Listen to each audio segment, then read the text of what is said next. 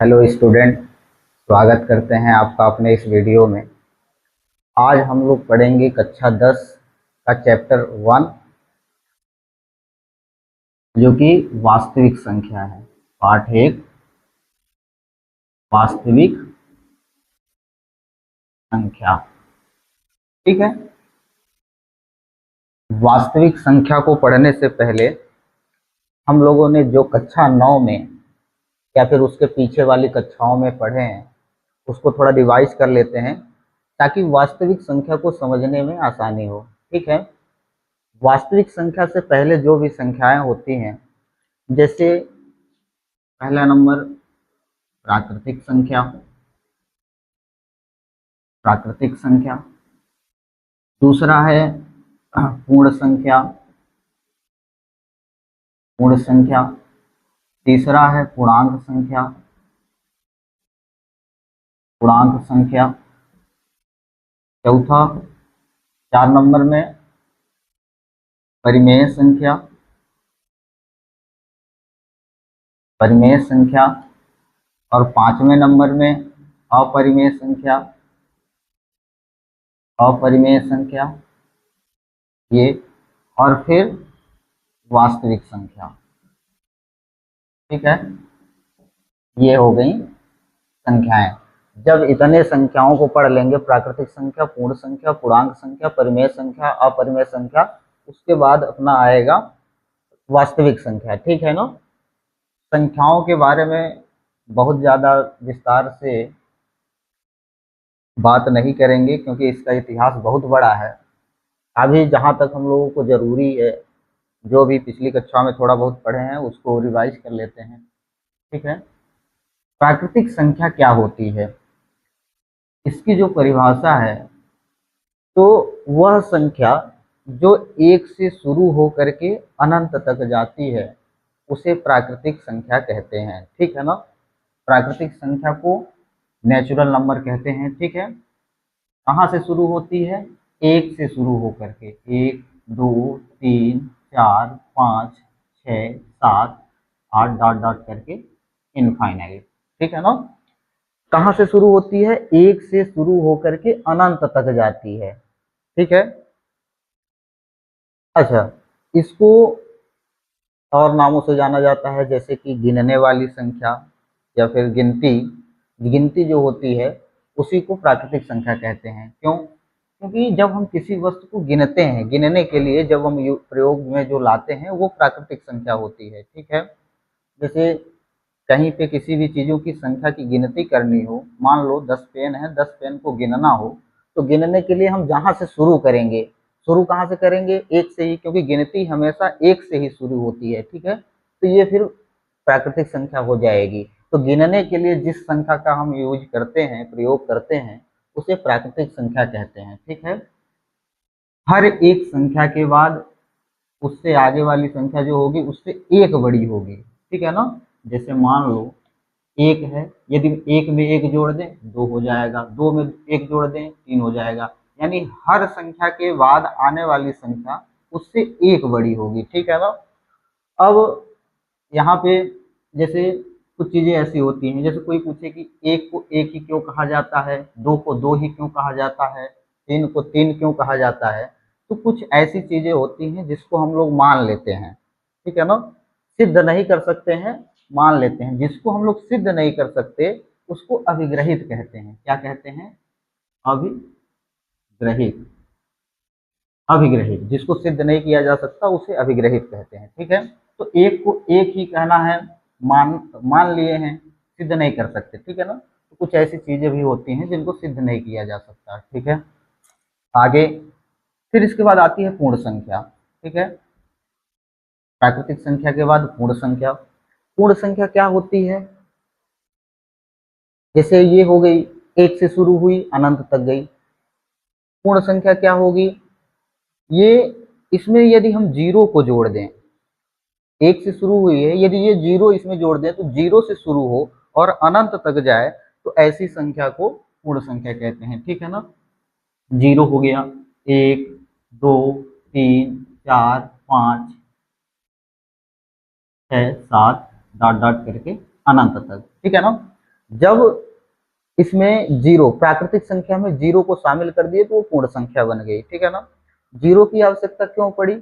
जैसे मान लो कहीं पे किसी कक्षा में विद्यार्थियों की संख्या को गिनना हो, कि जाएं और एक क्लास में देख के आए कि कितने स्टूडेंट बैठे हुए हैं।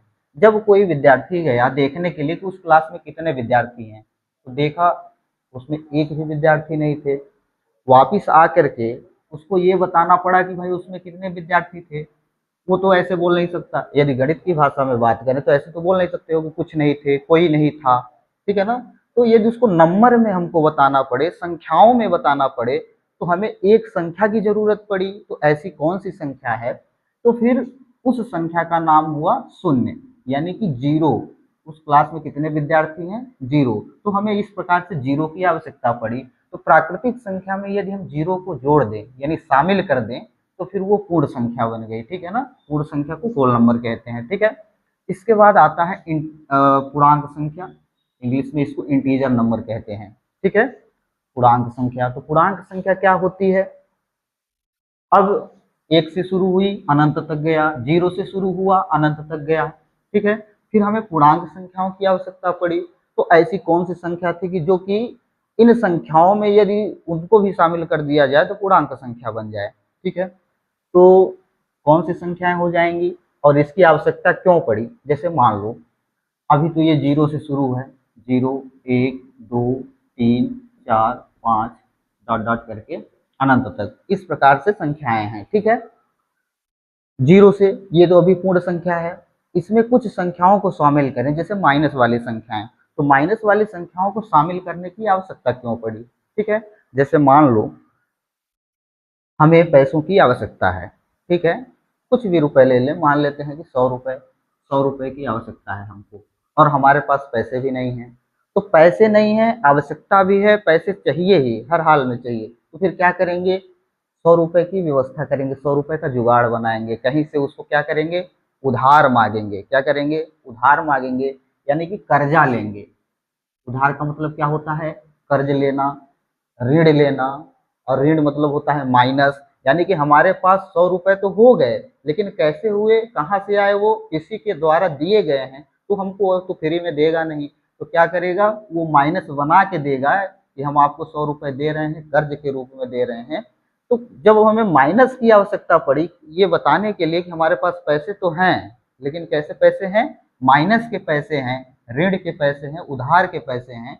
तो जब इसमें इस पूर्ण संख्याओं में माइनस वाली संख्याओं को शामिल कर दिया गया तो फिर वो संख्या क्या बन गई? पूर्णांक संख्या। तो अब पूर्णांक संख्या क्या होगा? हमेशा माइनस माइनस वाली जो संख्याएं होती हैं वो तो जीरो से छोटी होती हैं, ठीक है ना। तो जीरो से छोटा होने का मतलब ये है कि जीरो के बाएं तरफ होंगी।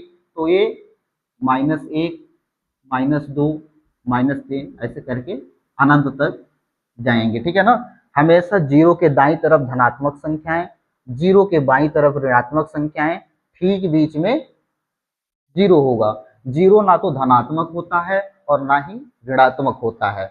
जीरो के बाईं तरफ पॉजिटिव नंबर्स, जीरो के जीरो के दाईं तरफ पॉजिटिव नंबर्स, जीरो के बाईं तरफ नेगेटिव नंबर्स होते हैं, ठीक है ना।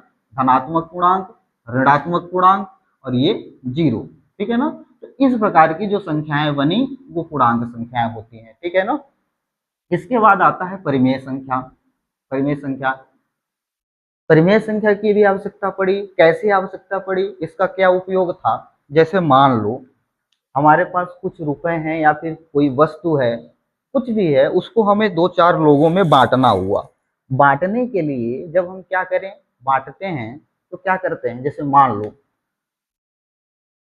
हमारे पास 1 रुपए है, 1 रुपए को 4 लोगों में बांटना है। बांटने का मतलब उसमें भाग देना। उसमें एक एक चीज है, उसमें 4 लोगों को बांटना है तो 4 का भाग दे देगा। जैसे 4 का भाग देंगे तो यानी ये 4 भागों में बट जाएगा, ठीक है ना। तो बटना यानी बांटना, परिमेय संख्या यानी बटे के रूप में जब लिख देते हैं तो वो परिमेय संख्या बन जाती है, ठीक है ना। कोई भी संख्या होगी परिमेय संख्या होगी। जैसे पूर्णांक संख्या वो भी परिमेय हो जाएगी, पूर्ण संख्या वो भी परिमेय हो जाएगी, प्राकृतिक संख्या वो भी परिमेय संख्या हो जाएगी, ठीक है ना। तो इसकी परिभाषा क्या है कि जब किसी संख्या को p/q के रूप में, किसके रूप में?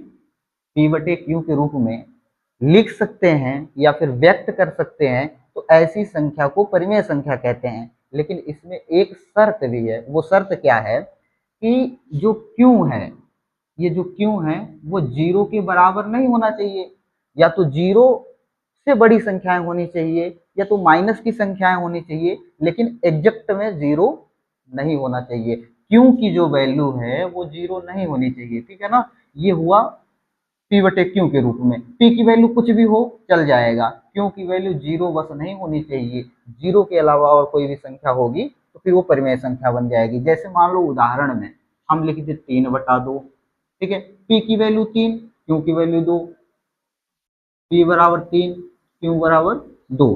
तो ये पी बटे क्यू के रूप में लिखा है, परिमेय संख्या है।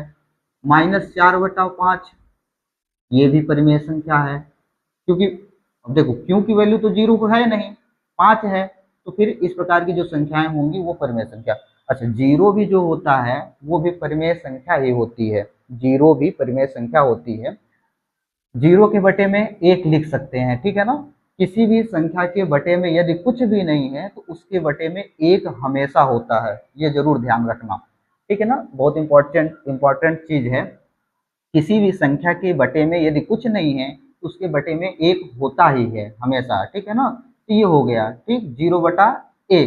अच्छा, क्यू की वैल्यू जब जीरो हो जाएगी तो क्या हो जाएगा, जैसे मान लो यदि कोई पूछे कि क्यू की वैल्यू हम जीरो रख दें तो फिर क्या होगा। जैसे मान लो ये 5 हो गया, यदि 5/0 लिख दें।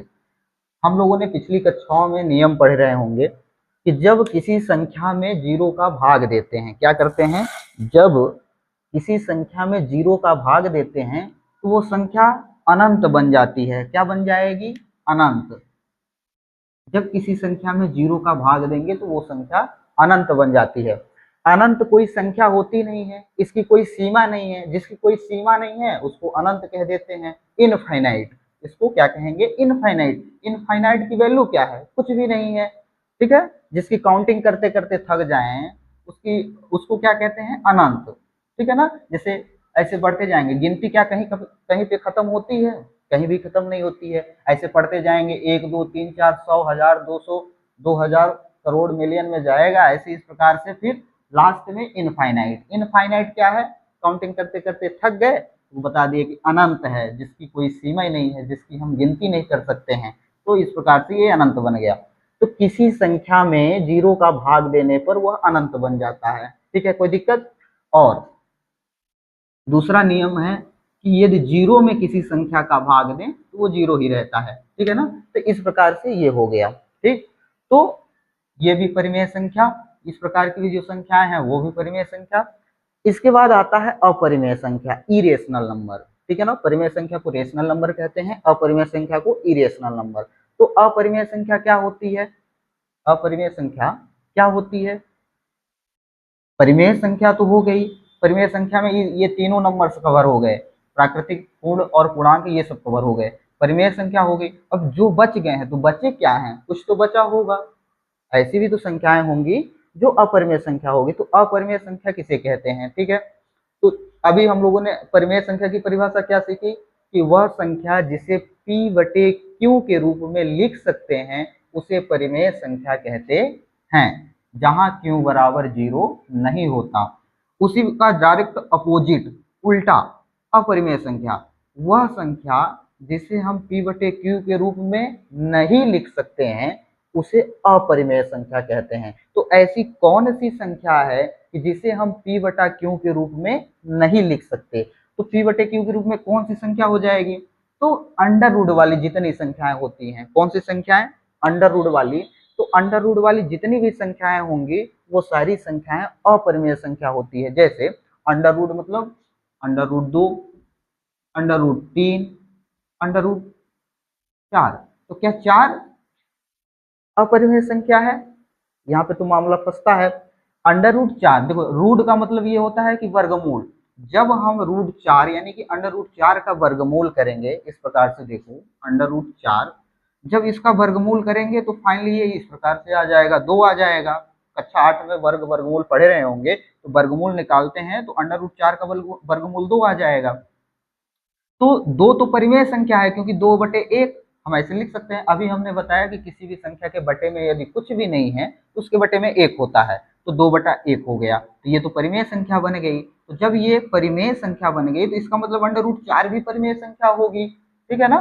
तो √4 परिमेय संख्या हो जाएगी। इस प्रकार से जितनी भी पूर्ण वर्ग वाली संख्याएं रहेंगी वो सारी संख्याएं कैसी होती हैं, परिमेय संख्याएं, ठीक है ना। जैसे √4 हो गया, √9 हो गया, √25 हो गया, √36 हो गया, √49 हो गया, √64 हो गया, √81 हो गया, √100 हो गया। इस प्रकार से बढ़ते जाएंगे तो जितनी भी संख्याएं पूर्ण वर्ग वाली संख्याएं होंगी वो सारी संख्याएं परिमेय संख्याएं होंगी, रूट में रहते हुए भी, ठीक है ना। ये हो गया। अब इसके बाद आगे √5, √6, √7, √8, 9 तो परिमेय संख्या हो गई, √9, √10, इस प्रकार से डॉट डॉट करके ऐसे आगे बढ़ता जाएगा, ठीक है ना। तो ये अपरिमेय संख्या हो गई। रूट वाली जितनी भी संख्याएं होती हैं वो सारी संख्याएं कैसी होती हैं, अपरिमेय संख्या, ठीक है। एक संख्या और होती है जिसको हम लोग कहते हैं पाई। सुना होगा आप लोगों ने कक्षा 9वीं में कि पाई भी एक संख्या होती है। क्या, पाई, इसको ऐसे लिखते हैं, ठीक है ना, पाई। पाई भी अपरिमेय संख्या होती है। क्यों होती है, देखो आप लोगों में से बहुत सारे लोग जानते होंगे कि पाई की जो वैल्यू होती है वो 22/7 होती है। कितनी होती है, 22/7। और जब 22/7 तो ये तो सीधा सीधा दिख रहा है कि p/q के रूप में लिखा हुआ है, यानी कि कहें तो p की वैल्यू 22, q की वैल्यू 7, तो p जब q के रूप में है तो ये तो परिमेय संख्या होना चाहिए। लेकिन ये परिमेय संख्या नहीं है, ये कौन कैसी संख्या है, अपरिमेय संख्या। क्यों है अपरिमेय संख्या, क्योंकि देखो जब हम 22 में 7 का भाग देने लग जाएंगे तो भाग कहीं पे भी खत्म होगा ही नहीं, ऐसे करके आगे चलता जाएगा, आगे चलता जाएगा, यानी इसकी वैल्यू बहुत सारी आ जाएगी, भाग कहीं पे खत्म होने वाला नहीं है। तो पाई भी अपरिमेय संख्या होती है, ठीक है। फाइनली वास्तविक संख्या, वास्तविक संख्या क्या होगी, जैसे मान लो वास्तविक संख्या जो होती है वो परिमेय संख्या और अपरिमेय संख्या को मिला करके वास्तविक संख्या बनती है। अच्छा, परिमेय संख्या में सारी संख्याएं कवर हो रही हैं, प्राकृतिक संख्या, पूर्ण संख्या, पूर्णांक संख्या, ये सब से मिल करके परिमेय संख्या बनी है। और फिर अपरिमेय संख्या, इन दोनों को मिला दें तो वास्तविक संख्या बन जाती है। लेकिन हम ऐसे भी कह सकते हैं इसको कि सभी संख्याओं के संग्रह को वास्तविक संख्या कहते हैं, ठीक है। या फिर ऐसे भी कह सकते हैं कि परिमेय संख्या और अपरिमेय संख्या से मिल करके बनी संख्या वास्तविक संख्या कहलाती है, ठीक है ना। ये इस प्रकार की संख्याएं होती हैं, ठीक है। कोई दिक्कत, जैसे मान लो कुछ भी ले लें, -3 वास्तविक संख्या है, 0 वास्तविक संख्या है, √2 वास्तविक संख्या है। कोई भी संख्या ले लेंगे, पाई ले लें, वास्तविक संख्या है। तो जितनी सारी संख्याएं होती हैं सारी संख्याएं वास्तविक संख्याएं होती हैं, यानी कि सभी संख्याओं के संग्रह से मिलकर के बनी संख्या वास्तविक संख्या कहलाती है। या फिर दूसरे तरीके से कहें तो परिमेय संख्या और अपरिमेय संख्या से मिलकर के बनी संख्या वास्तविक संख्या कहलाती है। इनके आगे भी बहुत सारी संख्याएं होती हैं जो कि क्लास 11 का टॉपिक है, तो अभी हम लोग यहाँ पे पढ़ेंगे नहीं। तो ये सारी संख्याएं हो गई, ठीक है। एक बार फिर से परिभाषा के तौर पर बता देते हैं सभी को। प्राकृतिक संख्या वह संख्या जो 1 से शुरू होकर के अनंत तक जाती है, प्राकृतिक संख्या कहलाती है। पूर्ण संख्या किसे कहते हैं, वह संख्या जो 0 से शुरू होकर के अनंत तक जाती है, पूर्ण संख्या कहलाती है। पूर्णांक संख्या क्या है, वह संख्या, वह पूर्ण संख्या जिसमें माइनस की भी संख्या यानी कि ऋणात्मक संख्याएं भी शामिल हों उसे पूर्णांक संख्या कहते हैं। या फिर दूसरे तरीके से कहें कि वह संख्या जिसमें धनात्मक संख्या भी, 0 भी और ऋणात्मक संख्या भी शामिल हो उसे पूर्णांक संख्या कहते हैं। चौथा नंबर में परिमेय संख्या, वह संख्या जिसे p/q के रूप में व्यक्त कर सकते हैं उसे परिमेय संख्या कहते हैं, जहां q बराबर 0 नहीं होना चाहिए। अपरिमेय संख्या, परिमेय का अपोजिट उल्टा, वह संख्या जिसे p/q के रूप में व्यक्त नहीं कर सकते हैं उसे अपरिमेय संख्या कहते हैं, ठीक है। लास्ट में वास्तविक संख्या, तो वह संख्या जिसे सभी संख्याओं के संग्रह से मिलकर के बनी संख्या वास्तविक संख्या कहलाती है, ठीक है। वास्तविक संख्या हो गई। इस